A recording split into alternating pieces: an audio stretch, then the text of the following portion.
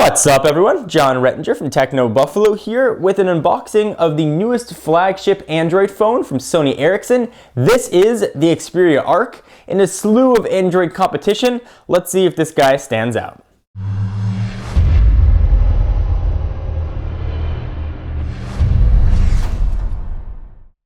So this is only available as an unlocked unit in the US. Thank you to the folks at clove.co.uk for sending us a model for review. If you want to check them out, link's going to be down below. On the front of the box, we have a picture of the device. This was one of the highlights of CES 2011. The thinness of this guy was really impressive.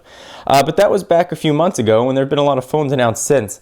So let's see if this is still one of the creams of the Android crop. So XMOR for mobile, HDMI, QuickTime, Wi-Fi, DLNA, and some stuff about what the phone can do, but we'll talk about all that. Let's go ahead and dig in. I'm excited to see what this guy looks like. Go ahead and pull off the box. Go ahead and pull it out here. This will have support for US 3G network on AT&T. Phone is extremely thin. You can see where it gets its Arc name from. Obviously, it's got a bit of an arc to it. Very, very, very light. I don't assume the battery's in here. Let's go ahead and push that off and see what else we're going to get in the box. So, warranty information, important information, my first hour, all that stuff that you're probably not going to read, but there it is. Here is the battery. It was not in there. It is a 1500 milliamp hour cell. You can see that right there. Push that off to the side. Let's see what else we're going to get.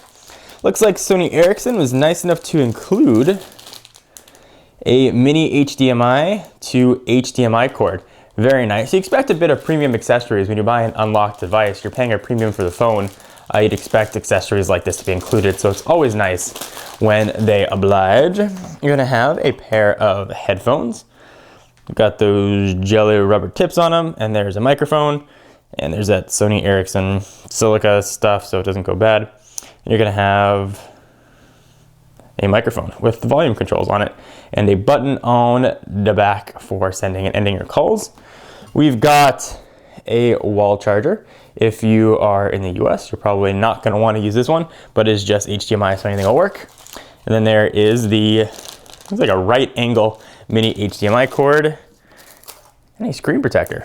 Kind of neat. Okay, so enough of the accessories, blah, blah, blah. Let's go ahead and take a look at the phone.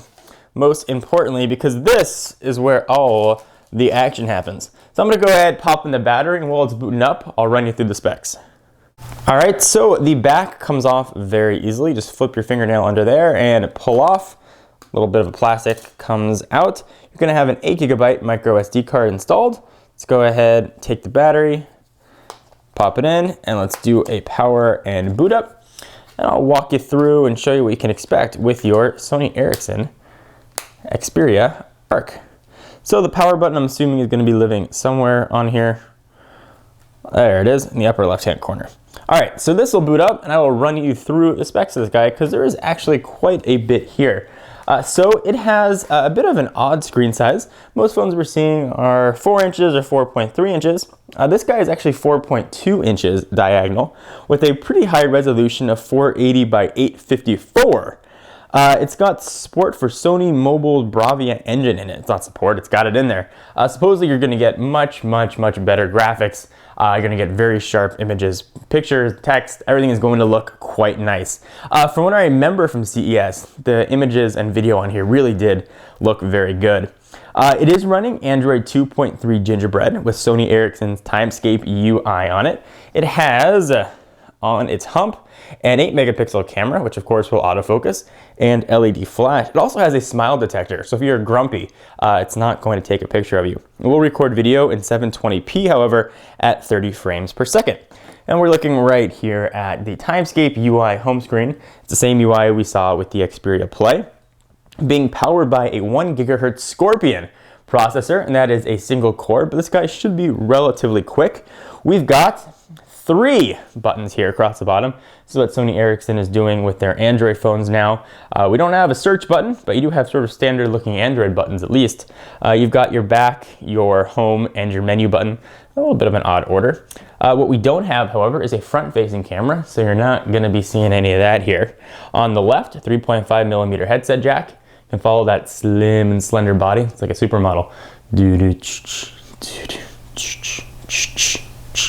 right, cheesy joke. All right, so all of my bad jokes aside, on the right-hand side, we've got what's becoming now an uncommon power or a camera button. So we've got a dedicated camera button there on the right. We've got a volume rocker up and down, and you have what looks to be a proprietary charging port. It doesn't necessarily look like micro USB like we've seen, and if you look at the charging cord that came with it, it actually is. So something to keep in mind. That is standard, just happens to look weird. On the top, you've got your HDMI out, underneath a little bit of a door. There we go. Get that door pulled back. There, you can see it. Haha. And you've got your power and lock button. So let's take a real quick look at the Timescape UI, and of course we'll walk through all this when we do our full Techno Buffalo style review. So let's unlock it, at least in theory unlock it, and ask us to set up where we are. Well, we are not there, we are in the US. Hit next.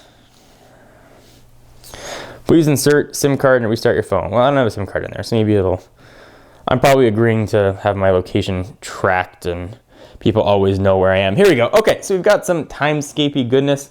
Let's go ahead and jump into settings. Let's make sure that this is indeed running Gingerbread. So one of the things that I don't get, at least with Sony Ericsson's Gingerbread Timescape devices, one of the best things, at least for me, about Gingerbread is when you hit the menu button, you get a task manager and you can see what's running. When you hit the menu button here, you don't get that. All you get are wallpapers and settings. I find that a little bit on the annoying side. All right, so you get that little bit of a white color that shows up at the bottom. Let's go ahead and check out About Phone, Android version 2.3.2. So we are indeed running some Gingerbread. Let's go ahead and look at some images. So maybe let's go to wallpapers, see what stuff looks like on here. Let's go to Sony Ericsson wallpapers, see if they put any pictures in here. So the screen does look nice. I mean, it looks relatively high resolution. It's hard to tell just kind of on a first blush test, but there's a lot to see here. If you go ahead and do that little pinch to zoom action, it actually pulls in all the widgets. You can see what you got there. It's called an overview mode. Kind of neat. We'll go ahead and exit out of this. Move around, you can see all your home screens. If you don't like it, nice thing about Android is you can customize it any way that you choose. So this is a really, really, really thin phone. Let me show you how thin it actually is. Let's bring in the Samsung Droid Charge, a 4.3-inch phone. Very similar form factors. Let's go ahead and stack these guys. And you're just like, bam, skinny sister, fat sister. I mean, this thing is really, really, really thin and still extremely powerful. So go ahead and push that off to the side. And let's see how it looks next to an iPhone 4. Another phone perhaps you might be cross-shopping it with. Let's go ahead and do a little stack job again. Boom. See how thin it is. It's like a smartphone sandwich. Nom, nom, nom.